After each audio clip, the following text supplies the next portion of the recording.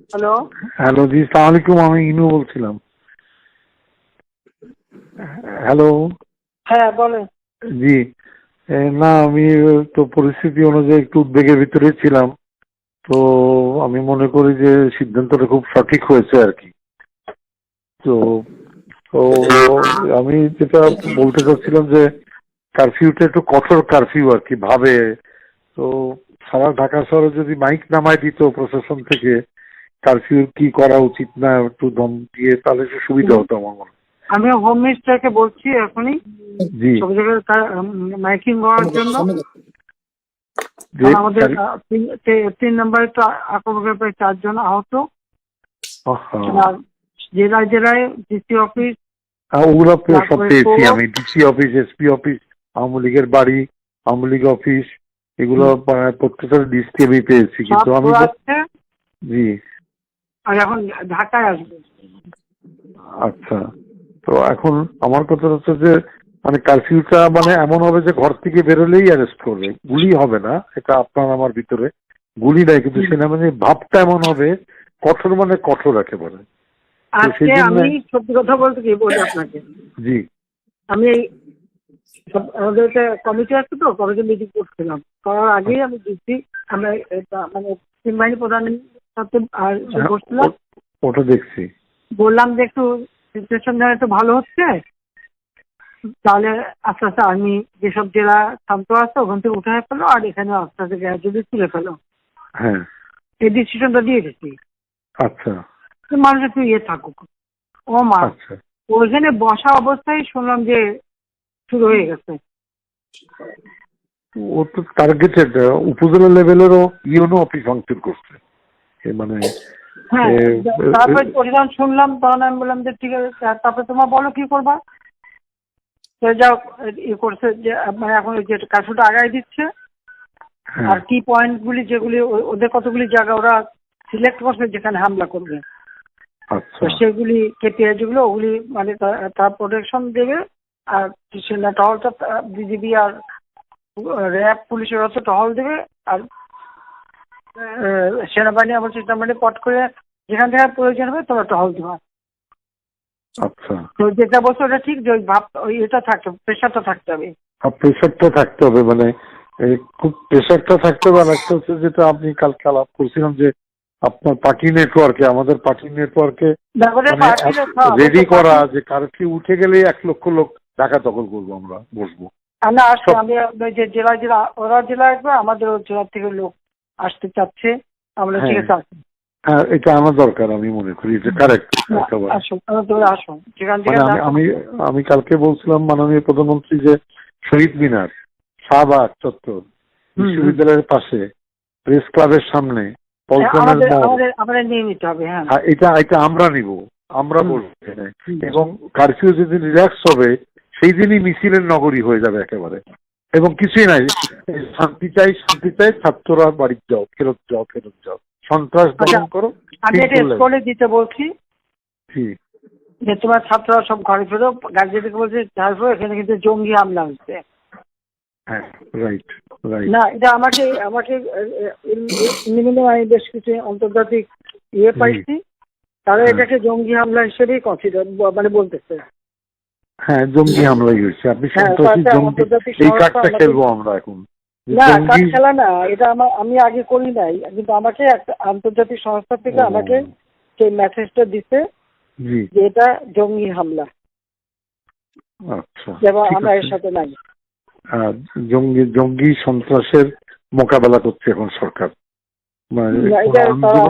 তারা আমাকে এটাই বলছে যে এটা জঙ্গি হামলা, তাতে আমরা এর মধ্যে নাই। আর তারপর আমি চিঠিটা পেলে জানাবো, এটা দিয়ে দেবো পেপারে।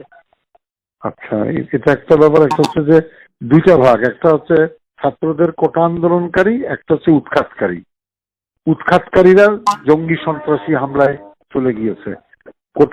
কোটা সংস্কারকারীর ব্যাপারে আমার সরকারের যা যা আছে সমবেদনা আছে। উৎখাতকারীকে রাজনৈতিক ভাবে আমি মোকাবেলা করব। কোন ছাত্র যদি উৎখাতকারীর সঙ্গে জড়িত হয় সেই দায়িত্ব আমি নিব না।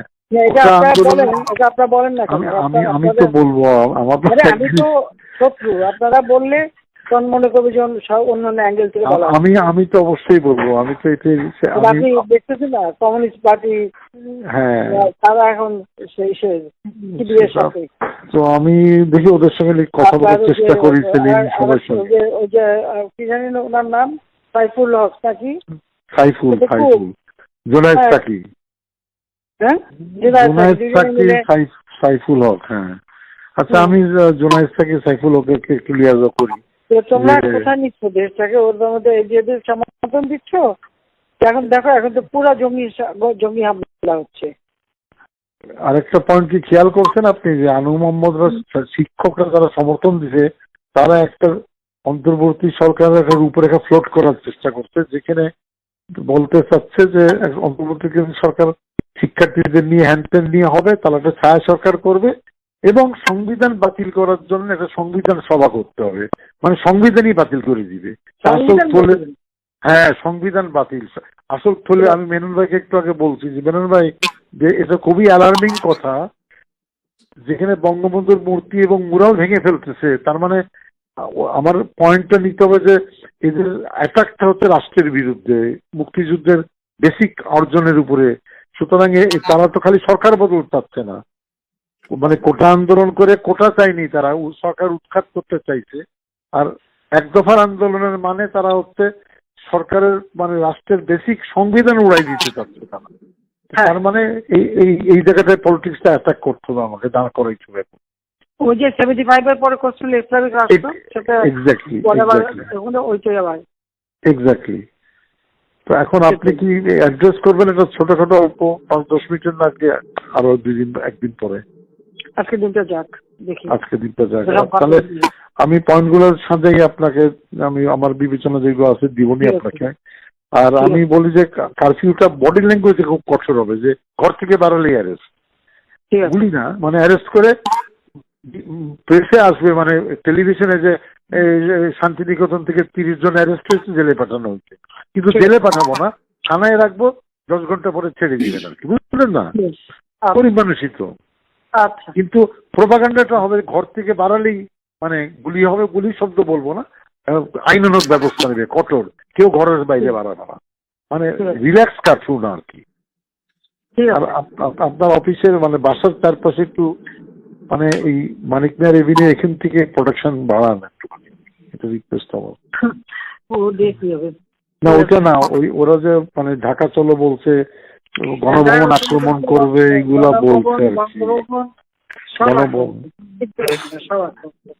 তা ঠিক আছে, এটা আল্লাহ ভরসা আর কি। আমি আমার কথা হচ্ছে যে আমাদের পরে যে মানে জনতার ঢাকা, এইটা প্রমাণ করার জন্য হোমওয়ার্কটাই আজকে বা মানে 24 ঘন্টা করে ফেলতে হবে। এভরি ওয়ার্ডের থেকে 2000 লোক রেডি করতে হবে, এভরি ওয়ার্ডের কাউন্সিলর 2000 রেডি করতে হবে। এবং জেলাগুলোতেও আমি যেভাবে আমার যত নেটওয়ার্ক আছে আমি বলছি যে কারফিউ উঠবে, সাথে সাথে মিছিল বাড়াবে। কুষ্টিয়া শহরে 3000 লোকের, 5000 লোকের, রংপুর শহরে, ময়মনসিংহ শহরে, মানে শান্তি চাই, সংঘাত চাই না, শান্তি চাই, শান্তি চাই, ছাত্ররা ঘরে ফেরত যাও, এই মিছিল দখল করে নিতে হবে একেবারে। ঠিক আছে, আপনারা বলেন যে বাচ্চারা ঘরে যাও।